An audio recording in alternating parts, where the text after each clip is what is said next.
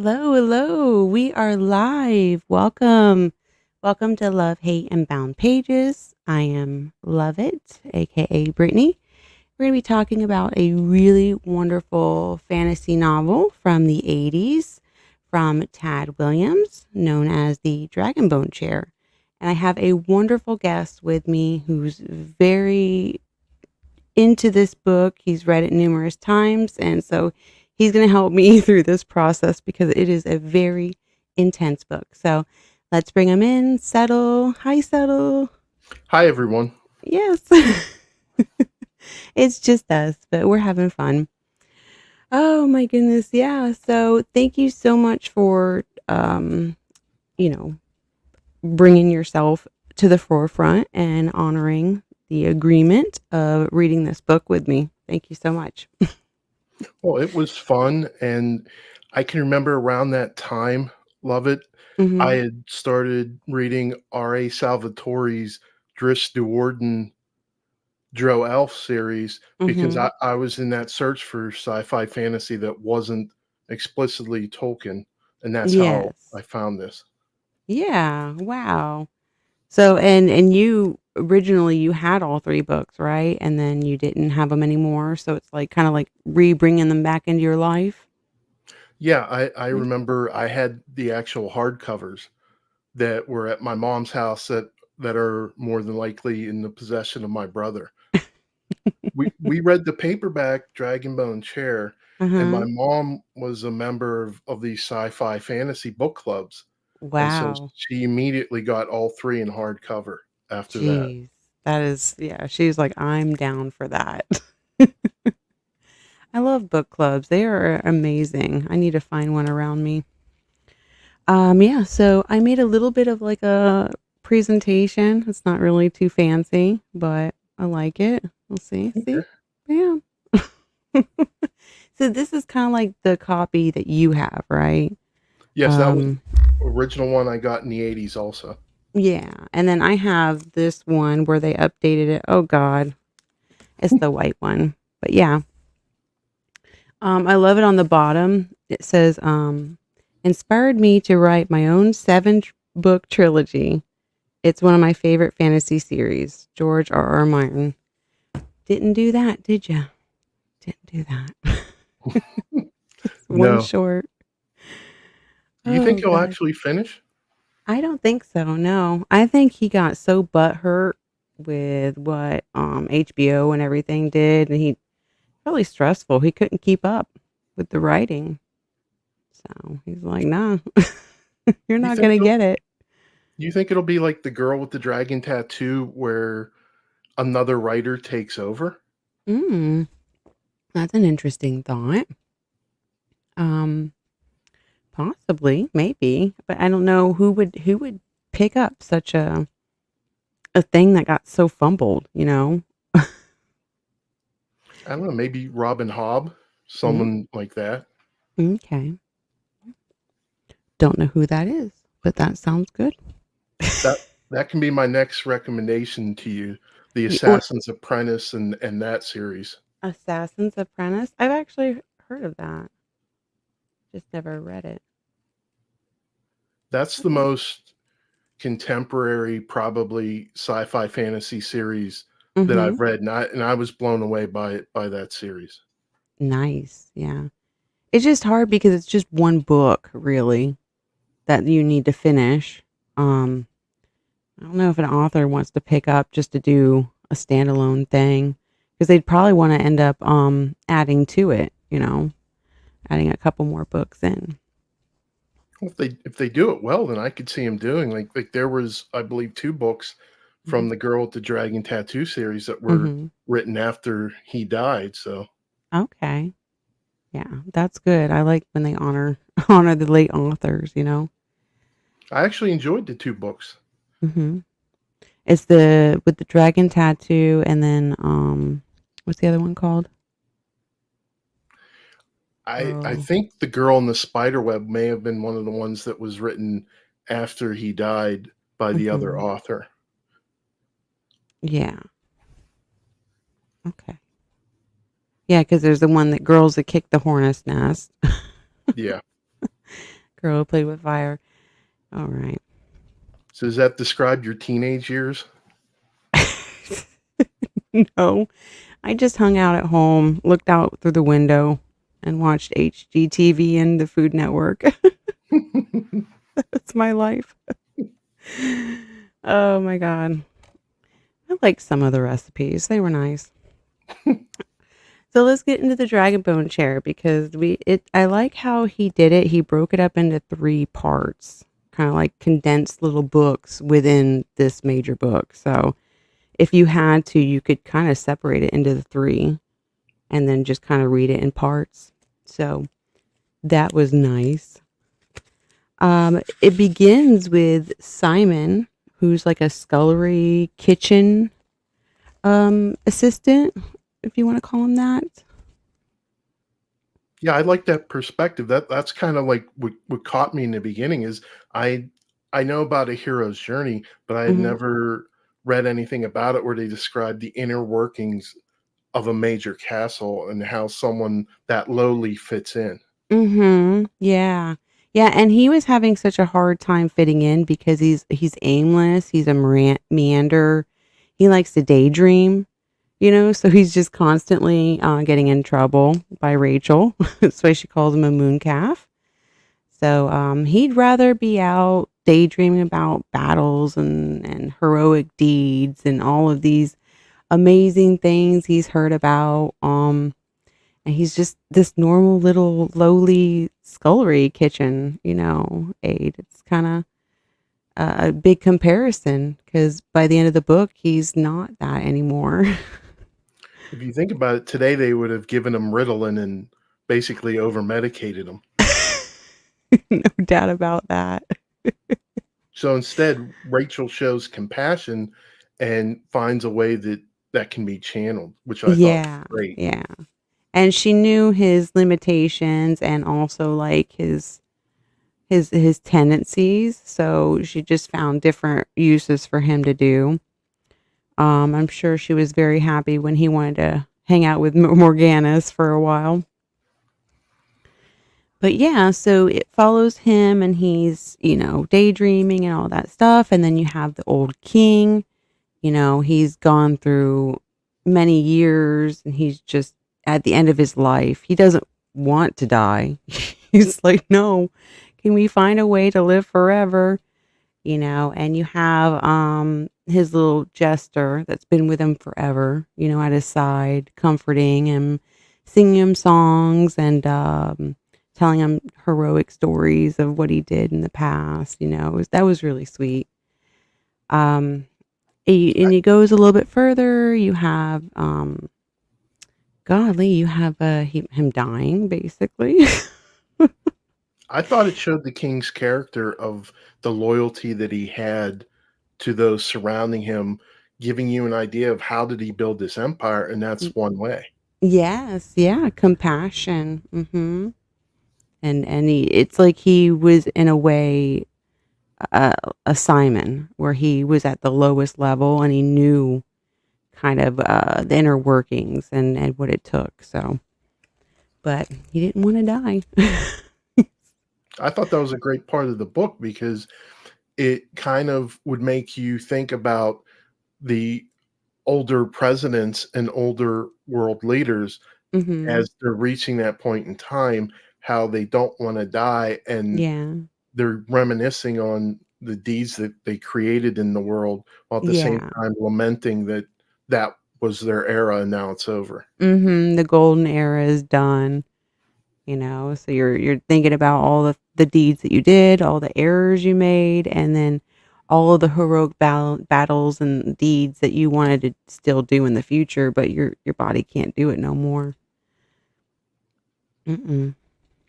So how does it go after that, Settle? Because I'm trying to remember after Towser and him have the meeting. It goes back to Simon, I guess, and he's just running around doing normal stuff, and Rachel sends him off to clean Dr. Morganis's, I guess, room is what you want to call it, his study. At the same time, while he's going to all these different places in the castle where people don't know he's there. He's Mhm. picking up these snippets of information that it's kind of a harbinger that when the king is gone, all is not gonna be right. That's right. That's true. You know, with that Yeah. incident with Pryrates and that dog, and Oh it god. he did really good writing where he Yeah. didn't overdo it, but he was kinda setting the stage for Mhm. when the old king goes, this isn't gonna be a smooth transition. Yeah. And even after that, like, Simon eavesdrops on the brothers, Right. and there's, hints of the rift between them, and he's not fully aware why that they hate each other, but that they do. So and one thinks, Elias thinks the other one is gonna try to take his place. He's like, "No, I don't want it," and then you have, like, a mysterious little figure kinda following him around. He's starting to notice appearance of somebody. Yeah, he notices that they seem to be spying on him. Mhm. Yeah. And the one thing I thought he did very well in writing that we've been Mhm. complaining about with a lot of modern series is the way that he keeps the mystery of all the characters that come into the book. Yes.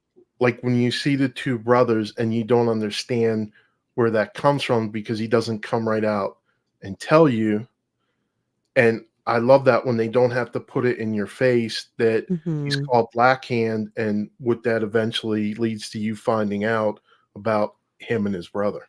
Yes, yes, yeah, and everything that went down between them. Mhm. Yeah, it was cool. So, and then, he goes and see Dr. Morganis, and he's got, another assistant called, I guess, Inch is what you wanna call him. He's an Inch. Igor-like figure. Yeah, he's an Igor-like figure. And so I don't know how he manages to do it, but, Dr. Morganis takes him in, and says, "Well, you'll be my little apprentice, and I'll teach you how to read and how to write," and Simon's not about that at all. No, He's like, I think he noticed the way that he was, like, collecting birds' nest, and he was doing all this stuff that I think the doctor realized that that would go great for what he's involved in, "Mhm, and I think he noticed that, like, when he wades out into the moat and he collects all these different things, and mhm." he knows that he has a use for that in his dungeon lab, and so I think Yeah. that was probably the first thing that he saw that, "Hey, maybe I can do something with this if I can just make him civilized and read." Yeah, Simon's like, "Nope. No, I want battles and magic and all of those fancy tales I've heard of, among the castle." You know what that reminds me of, Lovett? Hmm. By my house growing up, there was a creek, and Mhm. me and my brother and best friend and even my cousins, there were times when we went exploring in the creek, and my mom wouldn't let us come into the house until she took the outside hose and hosed us off because of all the mud and everything that we got into. That's what it reminds me of with Simon, that he Yeah. walks into there and Rachel sees him, and if she woulda had a garden hose, she woulda hosed him off. Oh gosh, yeah, and a broom. Yep. Oh, yeah. So that's really cool. Um, and then, you have signs and omens, you have messages coming, about to the doctor. Um, and after the king passes, you think, the new king is gonna take over, and there's gonna be joy and merriment among the kingdom forever. But that quickly turns sour. You have, a drought happen. You have rumors of marauders and bandits, about, and then like a hint, a mystery of this random murmuring of these things coming down the mountain. Yep, because of, the doctor saw the conqueror star. Yes. Yep. And they Mhm. did a great job of not telling you what it portended, but rather that as soon as he saw that, what you find out later in the book is that whole League of the Scroll was firing off messages Mhm. saying, kinda like in The Lord of the Rings, whenever they talk about when Sauron moves and they say the die has been cast, now Yeah. everything else is coming. Mhm.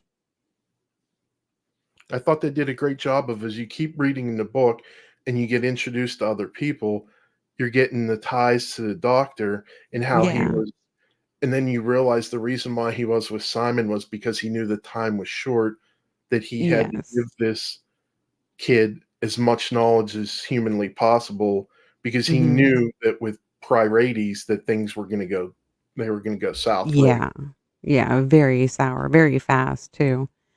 Um, it's intense, what Simon has to go through, and I'm sure Morganis is like, I'm was promised to take care of this kid, and I thought I had forever, and now we're on a countdown, so I got to get going. I got to get him taken care of, and I feel so bad for Morganis because it's like he had joy and he wanted to help Simon, but it's like he had to let it, like you said, cast a die and let it go. So, and that's how the first part ends. Really, is Simon now on his own.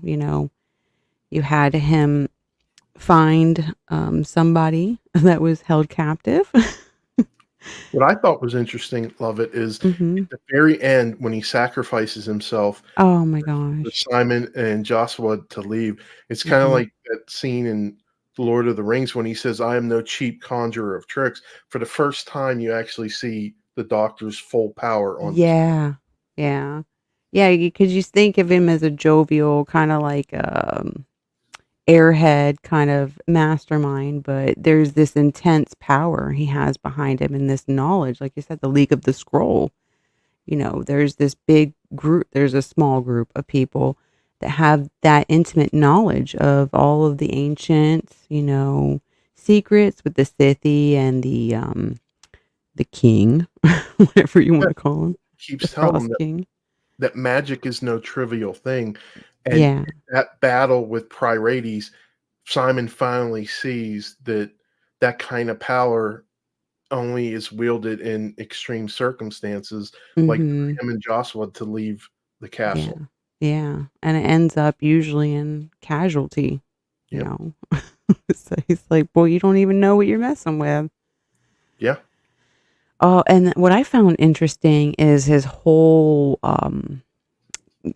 passage underneath the castle. It was like this huge labyrinth, and he feels like he's been stuck down there for ages, and you're hearing whisperings and murmurings of something talking to him.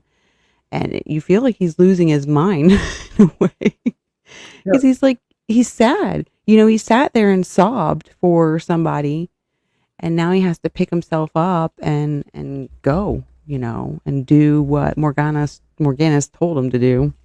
and what's interesting is that's also another way that Tad Williams did a harbinger, that someone that was able to empathize so much with the Scythy that Mhm. then when he happens to be at that woodcutter's shed Yeah. and that happens, Mhm. it's not a complete shock to you after you realize that he was sobbing about their loss of the castle and everything that meant that was Yeah. lost in the world. Absolutely, that they once had and held that, and now they were just outcasted. Yeah, intense. And I love that scene where he's having to battle with what's right and wrong. He knows what that axeman is doing, the hunter is doing is wrong, and he's battling like, what am I going to do? Like, I'm going to have to step up and make a choice. There's no one else around me. I've always been daydreaming and let everybody else make the decisions for me, but now I actually have to step up. And so he does, and he ends up saving the Scythy. And what a great way to introduce Benedict, Yes. because Oh. like, almost every character he comes in, and you see that he's friendly to Simon, but you do not know about this guy and what his intentions are. Mhm. Yeah, other than he's like, because it's like when he meets him and he's like, "It's all right," and Simon starts crying. He's like, "Oh, Mother Mountain, like, what have Yeah, I gotten myself into?" But very compassionate. I mean, he took Simon in immediately. He's like, "Rest. I'm gonna feed you. We're gonna take care of you. We're gonna figure out what's going on with you. Like, what? Who are you? Where are you coming from? Like." So yeah, and he's Benabach is a troll, right? So he's short in yeah, stature, and then he has a wonderful wolf with him, Quinnock. I yeah. think Quinnock. That's probably as accurate as we're gonna get. Yeah, right. Yeah. So you get a little bit of their relationship as they're traveling. You know, Simon's like, I have to get to where Prince Joshua is, which is Nalgamon, and you know, it's treachery everywhere. And Benabach's like, you can't do the main roads. You know, I'm a troll. I know all this world, all this land. I've been all over. So why don't you hang with me and I will take you where you need to go and keep you safe, you know? I was like, oh, that was really cool. Like another compassionate person. Because if Simon was left on his own, he would be fed to the wolves by now. Yeah, I thought it was interesting the way that he dealt with Simon, and the behavior was, I think of guys at that age Hmm. and how we will ultimately impress people as much as we let them down the next moment. Yes. That Yeah. up and down teenage boy behavior, and Yeah. one moment, Benedict's kinda nodding when they're talking about a subject of Austen Ard, and the next Hmm. minute later, Simon's saying something completely inappropriate, and he's like, "Have you learned nothing from the doctor?" Yeah. It's like, who are you, boy? Have you just not been paying attention at all? Yeah, Yeah, I like it because he does put him in his place a little bit, and he also takes up the role of what the doctor was. You know, he's giving him more lore. He's giving him songs of the Scythe. You know, just enriching his knowledge a little bit more into what's going to be happening. he he tries to impress upon him that the white era is so rare for mortals Yes. to get, Mhm. that Simon's very cavalier about it, and, it's kinda Mhm. like giving a 16-year-old the keys to the family car. Yeah. Yeah. They're gonna Yep. run all over town with that thing. Yeah, and then you have to explain what the gravity of the situation is, and Mhm. I thought he did that really well, in that there were times when Simon got mad at him, Mhm. times when he was disappointed that he felt the troll was making fun of him. I Mhm. thought it was a great blend of him Oh, I'm coming having to down here now. harden Simon. That Never changed it.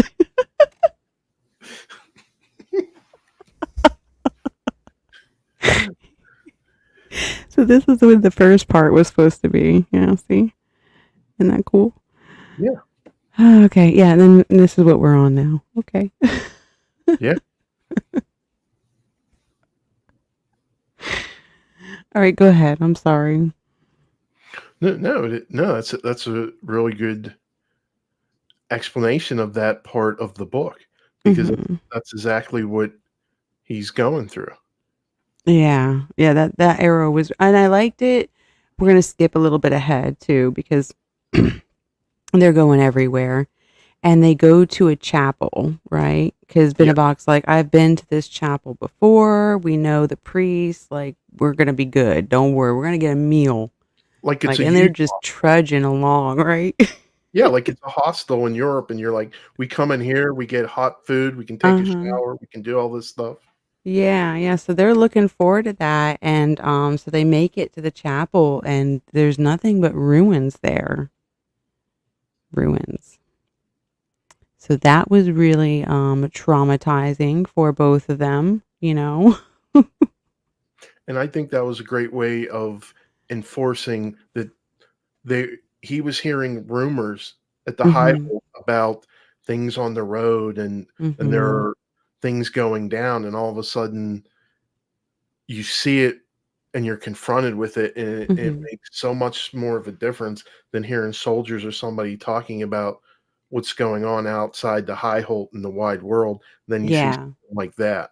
Oh, yeah, yeah, exactly. Because they were staying off the main road, so a lot of the things that were happening and what they were hearing were, just rumors, so you're encountering it right up in front, a bunch of bodies everywhere burning, so and they're trying to figure out what's going on, and, God bless. I'm trying to figure out how to jump to the next part, but, basically, Benabach and Simon get separated, Right. and so, and there's a whole host of people, my goodness, I can't even keep track, but, his name is Grisner.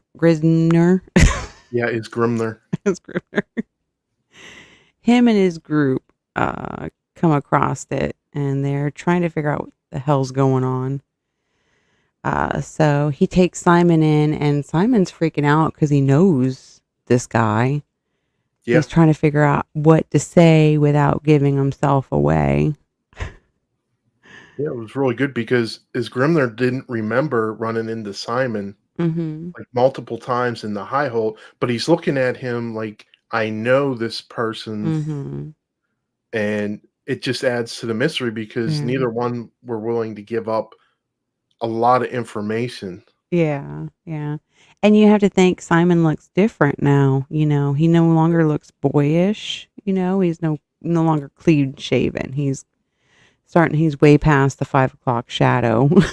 Yeah, So that boyish look that Ismagurner was used to, um, wasn't there. So that's why he was like, I know, but I can't point it out kind of thing. So, oh my goodness. Yeah. So, and then we have a taste of, what they call them White Walkers in, Game of Thrones, but they call them something else in this. Do you remember what that is?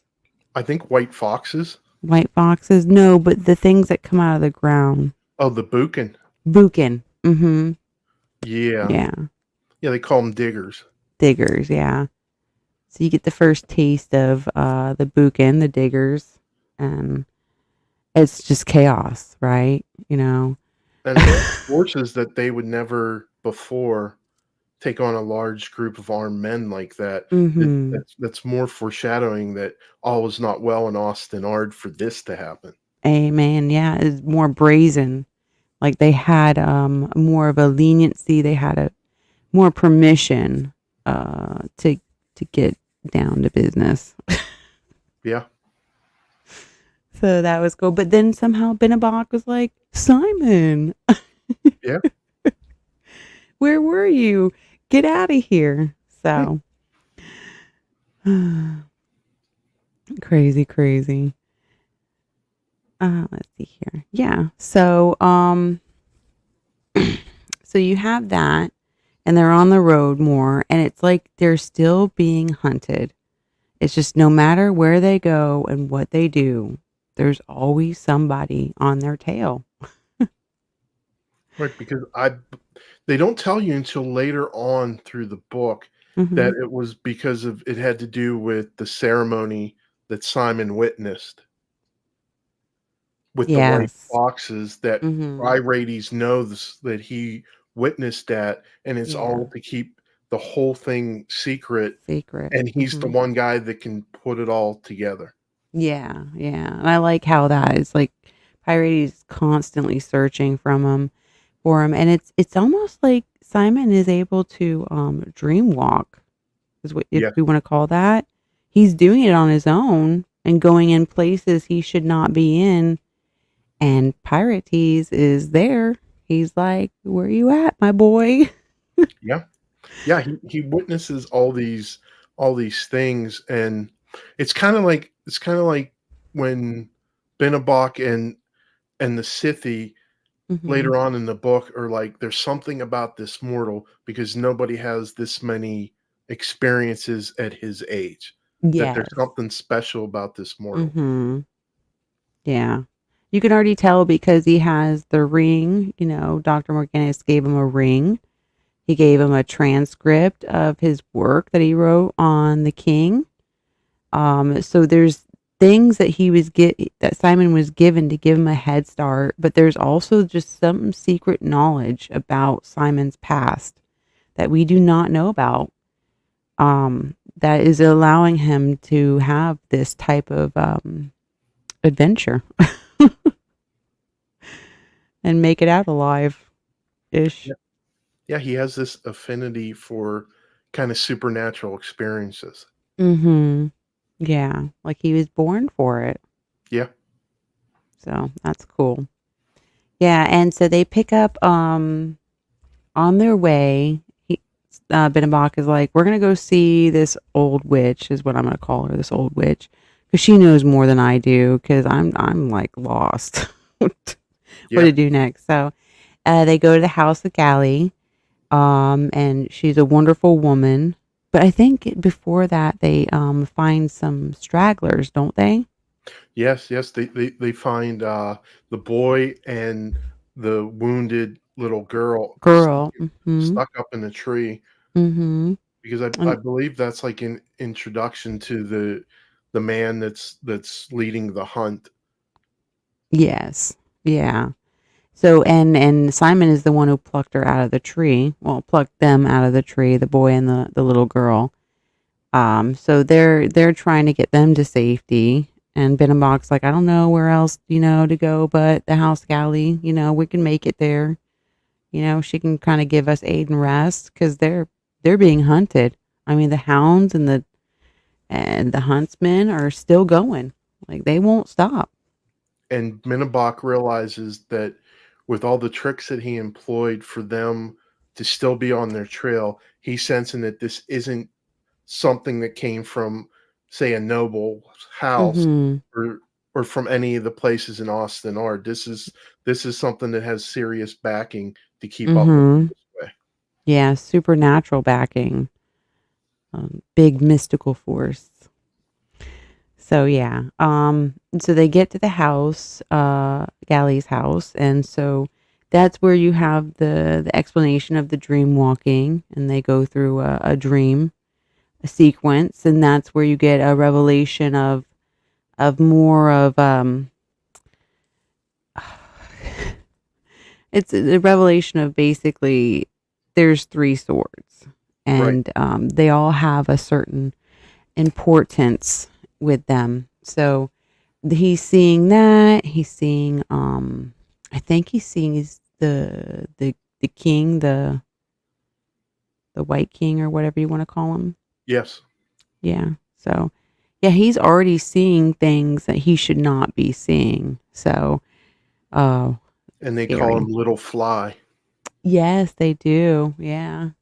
It's a like they make mock him in a way. They're like, "Yeah, you're not even important. You're just short lifespan. You're going to be gone before you know it."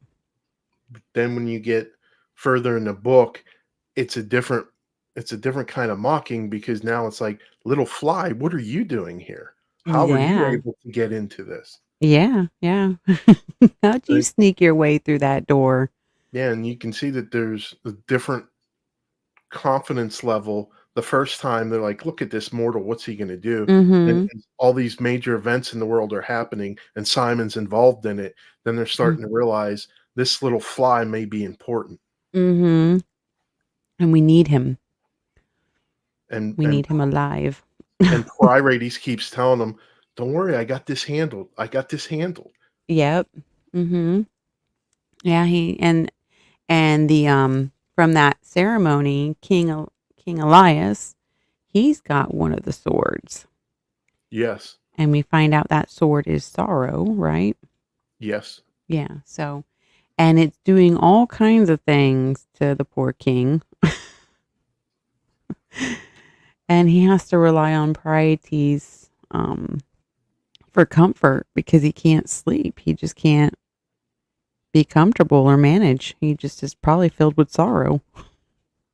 Yeah, and I think that's kind of when you find out why the brothers have their enmity between Mhm. them, then you find out that, oh, that's why that sword came to him, because when you find out the history behind the sword with Ah. that, you realize that's why Elias was the perfect person for them to target and make these deals with. Oh, yeah. Yeah, he does. And he does make deals more than he can take.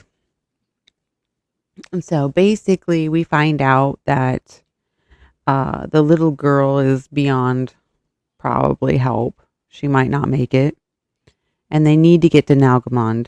They really have to because they're not safe at that house. And Nalgamond's like a big fortress. It's protected. And it's really hard to be sieged. It's like the two towers. Right, I thought it was interesting that the way that the metal repelled the Scythe, that Mm-hmm. everybody thought that just like Helm's Deep, they're like, "Okay, we've seen many sieges. We're Yeah. we're in the clear. Everything's gonna be okay." Mm-hmm. Nope. No. There's always something, right? Yeah, definitely. So they make it in Nalgamod. And what it is that the boy we find out is a girl, another maid, and she has a message for the prince in regards to his niece. And so that's why she is on the run and why she needs to go there. So they all go there, and we are met by Prince Joshua, now freed. And they get together and they do the Council of Princes. Is that what they call the Yeah, I Council of believe so. Princes? Where they meet together and they try to figure out what the hell to do with Elias because he's just lost his mind. You know, all of the other lords' lands are being raided and taken over. People are dying. And he's just in his castle, just kind of chilling, don't care. So they want something to happen. They want it to end. And they want Joshua to take over, but he doesn't want to. He is resisting that thought. And I believe that's when the witch and Jarnagua enter, Hmm. and they're able to talk some sense into them that what's coming isn't about a king. Yes. It's the most deadliest force in their Hmm. world, and Yeah, that this is not normal warfare. absolutely. Yeah. There's no human instruments that are going to be able to succeed against this. That it's all supernatural, and we're going to need um, supernatural backing for this. Yeah, and that's when they talk about the swords, Hmm. and then they make plans to go and find one of them, and Hmm. they leave. And it was interesting because you could see once again Simon's teenager behavior, Hmm. because he was looking for this major acknowledgement that he helped Joshua escape, and Beneback and others are just like, "Yeah, that's great, kid. We have more More. things to deal with." We have pressing issues. Now go back, Yeah, go in the back. yeah, yeah, and he had a hard time with that, and if it wouldn't have been for Beneback being able to get him through his poutiness, Hmm. and then the girl telling Simon how brave it would be, and in that instant, Simon goes, "Oh, the girl thinks it's brave. Now I'm making the trip." I thought that was hilarious. Yeah, I know. He's wrestling with it this whole time. He's like, how did I get talked into it? Yeah. So we find out that the girl that they brought with them is actually the princess. And so that's a big gut punch for Simon. Oh, Here I he think is daydreaming about this girl. well, not only that, he's probably thinking about all the times that he was doing stupid guy stuff when they were in the forest and everything, and he's doing it in Hmm. front of a princess. Yeah, just making a total butt out of himself. Yeah, Just but that's typical with guys. I don't know. Oh boy. So yeah, he manages to get talked into going with Benabak and a group of other guys to find the other sword. So there's three. They know where one is at, The second one is Thorn. And that's the one I believe they're looking for is Thorn. Yes, it's Thorn. And so there's rumors that it got lost at sea, or it never made it. Somebody else got it. And then there was a story where he got to his head and he wanted to go up and I guess go see the Odin tree or something. What was it? Yeah, the Uden tree. Odin, yeah. And that was the last known area of Mm-hmm. where Thorn was, and so they decided that that's where they were gonna go. Yes, yeah. And it was a very long and extensive trip, very cold, as Simon relents multiple times, complaining. And it's so funny because you see Benabok just like laughing and Oh, like yeah. playing around in the sand, just I mean, snow, not sand, but snow, having a great time, like just in his element. And Simon's like, "Oh, you're such a butthead!" Like, What was interesting was Hasten and Sludig were uh the huh, ones that they, like, kinda put Simon under his wing, uh and they were huh, like, "When you go on these trips, this is what we're gonna teach you," uh huh. and they kept a watchful eye out on him. Yeah, they did. And also, Slydig, and the other one, they had a little bit thing against the troll. Like, they Right. didn't really want to be with the group. They had a bias, if you could say, against the troll kind. Yeah. And I like how Bitterbox schools them in a way. He's like, listen, like, this is the past. This is what we need to do now. Like, grow up.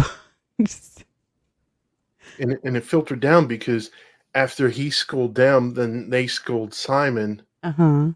and so it was a really good trip for Simon because whenever he was complaining about their issues and everything, these guys that were veterans of battles were just telling him, and they were impressing upon him, like when Mhm. he was young and tried to become a soldier, they were impressing upon him, this is what this life is like. Yes. Yes. Yeah, it's not an easy life and you might never make it out. So you just go with it and you just make the best of it. Yeah. So yeah, so they travel and they make it to the mountain and they see the Uden tree, which is amazing. They're all flabbergasted, right? And Yeah. it's such a treacherous journey up the mountain. Now, we did skip over that they ran into the Scythe from the first part, Right. the one that, well, second part, first part, the one that Simon saved. Yes. So we get more of a backstory on that character. His name is Jariki. Jariki. And so they're taken in to the castle with the Scythe, and he's trying to figure out what they're doing in his territory. Like, why are you here? Well, like, we're here for a sword, and he sees. Well, no, first they see the arrow, and they're like, what is going on? Why does this mortal have this arrow? Right, it's so rare that they thought that some foul play was involved. Yes, yeah, and so they treated them as hostages, Right. captives. And then it's revealed that he gave him that as a token of a debt. He saved his life. He's like, now my life is tied to this little mortal moon calf. Yeah. So it's not surprising when he decides to join the journey with them. So, And over the course of the journey, I think what's interesting is Cherokee is starting after hearing these tales of their travel, he's mm-hmm, starting to realize there's something about this mortal mm-hmm, that's more than just him shooting the white arrow and giving it to him. yeah, And that yeah, does the harbinger for what goes down at the Uden tree. yeah, yeah. So they're at the Uden tree and they're like, oh, yeah, so nice. And then they're like, oh, what's that over there? Yeah, and I think that's when the huntsmen attack them. Yes. Yeah. The ones that have been hot on their tail the whole time. finally make it, finally go. So there's this start a clash, and they find Thorn, and nobody can pick it up. It's like Thor's hammer, basically. Yeah.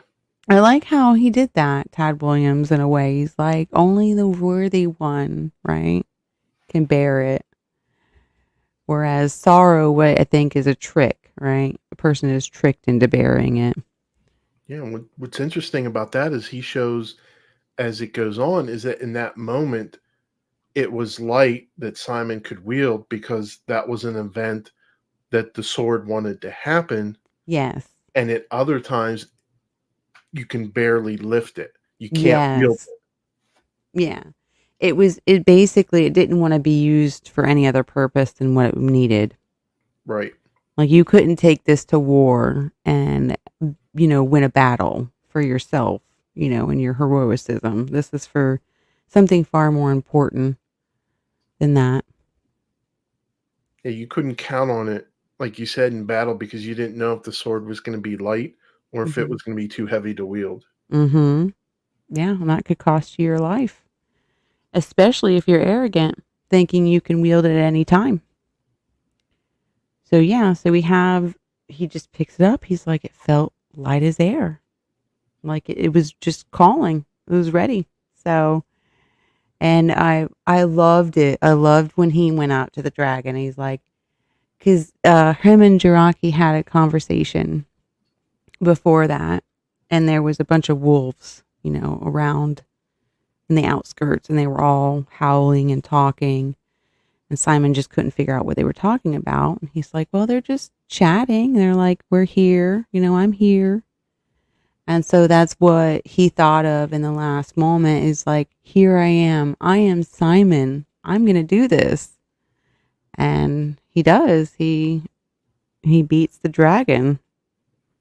What's interesting is this is the second time now Uh-huh. that in a life or death situation with Cherokee, he Mhm. chose to step up and do something, and it Yeah. wound up saving Cherokee's life a second time. Yes, yes, absolutely, cuz he was down at the bottom, and he'd brought his like assistant or helper servant with him, and that he was dying. The servant was. And so yeah, Simon stepped up again.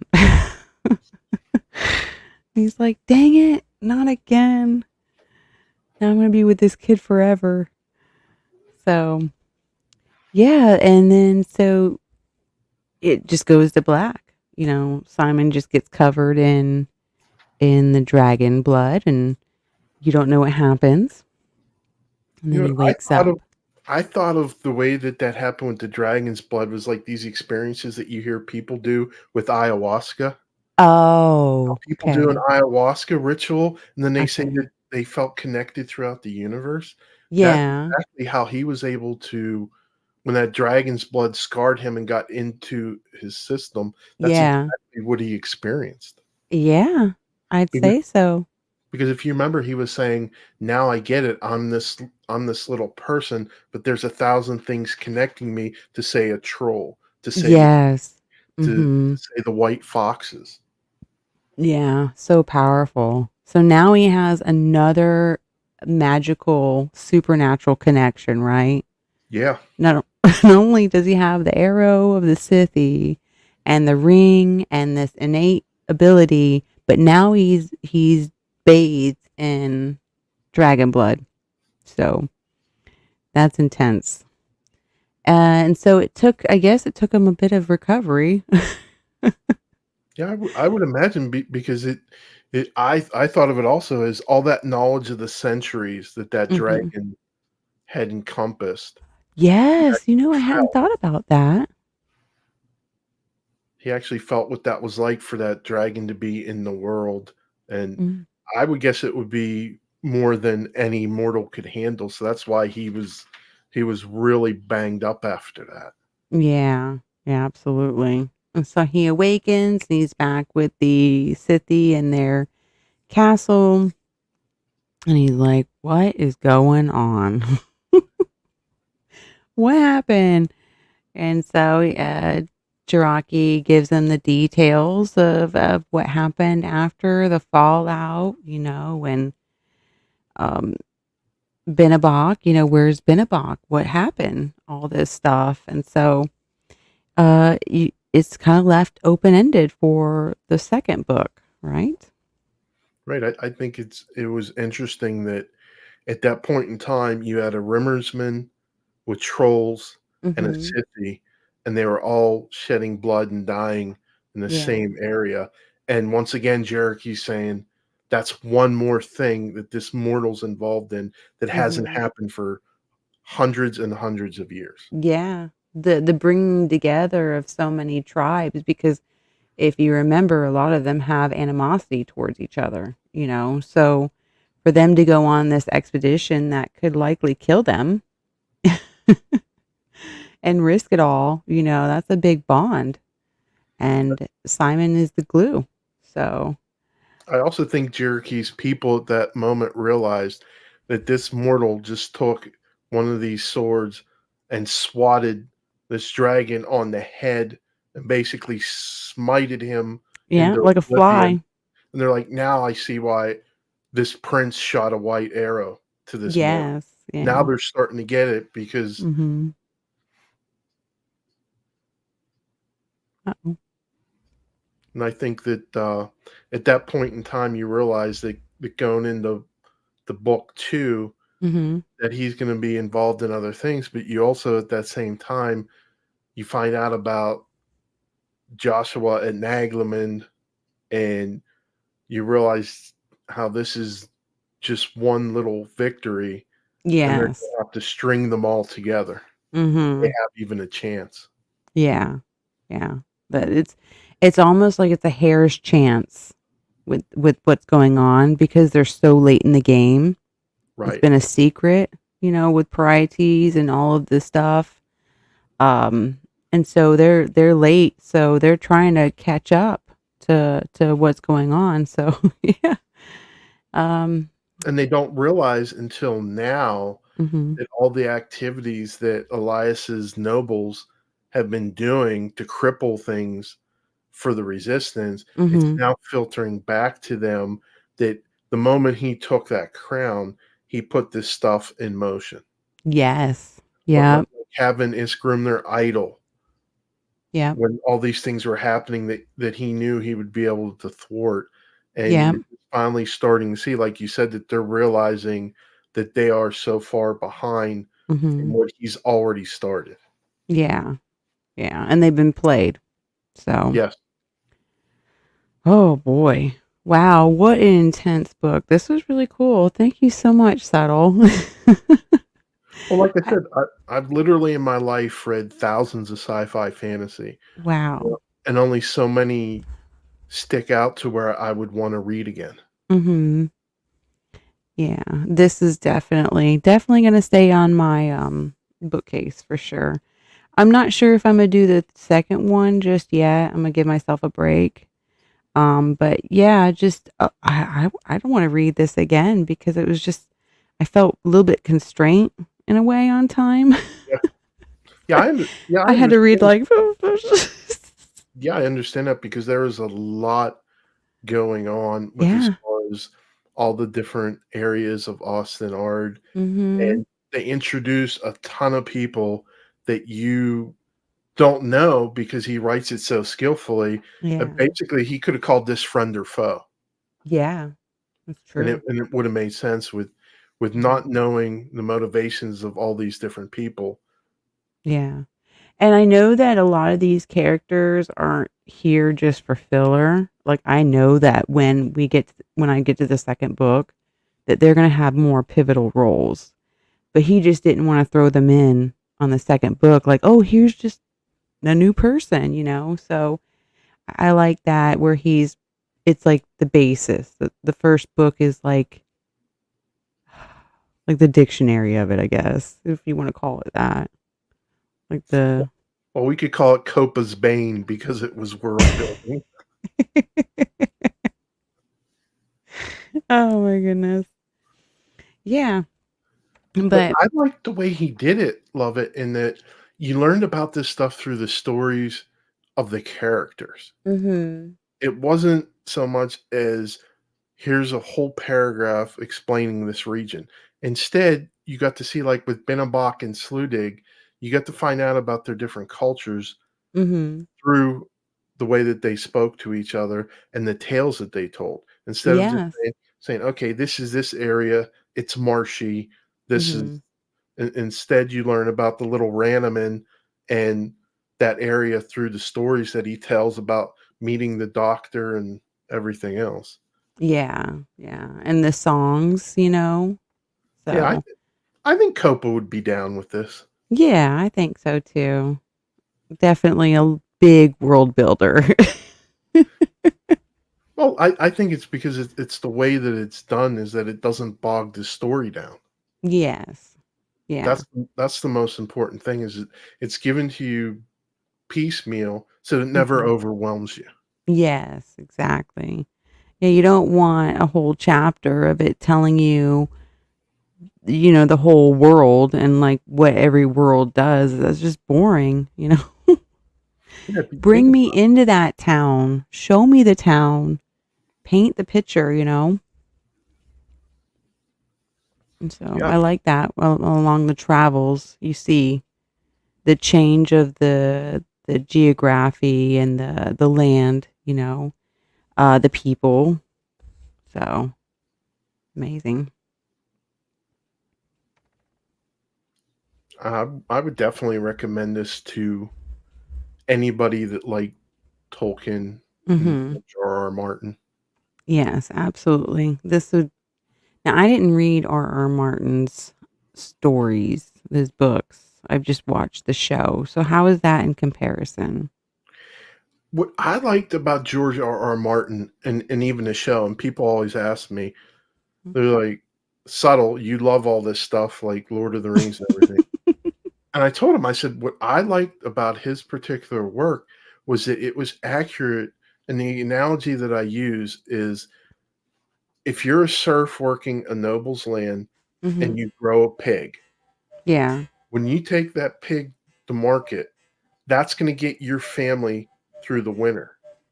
Well, if you take that pig and you take a sidetrack because you're lying to your wife and you want to spend an extra 3 days drinking at the inn, well, if someone warns you that there's bandits on the way and you ignore it and that pig gets stolen, Hmm. your family is going to be it's going to be catastrophic. Yeah. The way that Game of Thrones is, when you make that mistake, it's catastrophic. Yeah. Yeah, they And did really hit home on like you did that? Well, here it is. yeah, yeah, it reminded me of that, and I thought it was so on point. Like when you think of medieval times like that, and you Hmm. think of the mistakes that were made, the War of the Roses, and you look at all these different things, you make that one mistake, and that's it. Yeah. That's how it was back in the day. Like it was either you eat or you're dead. Like just you catch the meal or you don't, you know, you piss off that person and die or you you make it away. See It that? reminds me of like the Wild West too. The Wild West was just so crazy. Like you could just Yeah, you get shot and no one would know you even existed. Just intense. Just based and you could all you do is just say something about the man's wife. or you're out in the creek and you find a big nugget, and you're bragging about it at the bar, and you get inebriated, and you Uh-huh. take 2 steps out of the bar, and someone stabs you and steals your nugget. Yeah. That reminds me of I really, really like this sci-fi movie. It's John Carter. Okay. Have you seen that? Yeah. Yeah, I love that one. It reminds me of that too, where like he's faking his death and he's bragging about like, well, no, he's not. It's basically he's trying to find this thing and he can't. And he knows that in order to get it, he has to do a trick basically. And so he brags about how he found what he was looking for. And that brings what he was looking for right to him. So You got to be careful what you ask for. Well, as a kid, I loved the Speed Racer cartoons Hmm. because you had people die in there. Yeah. When he told Snake about his oil and he was kept on driving and boom. Hmm. Yeah, they don't make things like that no more. No, no, I always loved it because of that, because you had that critical mistake and then there were consequences. Yes. Yeah. That's crazy. So who would you say is your favorite character in this book? In this book, I love Simon. You do? Yeah.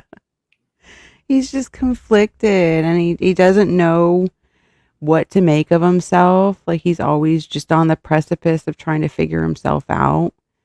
And he thinks doing great things is gonna, I guess, get him what he needs, but it's not. It's gonna be the hard battles that's gonna make him who he is. So, and it's just the progression of how he grows. He didn't know who he was, and at the end, he's like, "I am Simon. I am me."